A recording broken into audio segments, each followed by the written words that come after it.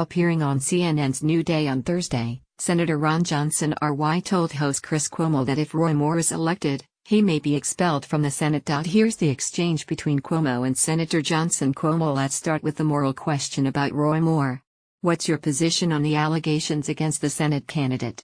Johnson: this allegations sound pretty credible to me, and if I were Roy Moore, and I'm not, I would resign from being a candidate and give the Alabama voters what they want, a Republican candidate that will actually be seated in the United States Senate. Cuomo: well, now, let's look at that just for one step, because people are arguing. Let the people decide.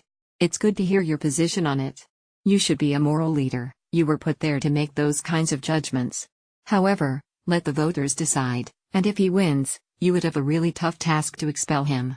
The Ethics Committee hearings, the time, the distraction, who knows what happens.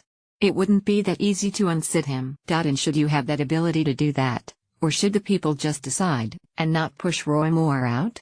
Johnson: I think the Supreme Court has ruled that, a duly elected senator needs to be sworn in, but then it's up to the body itself to decide whether we want to expel a member, and I'm just saying what the reality of the situation is based on the folks I'm talking to.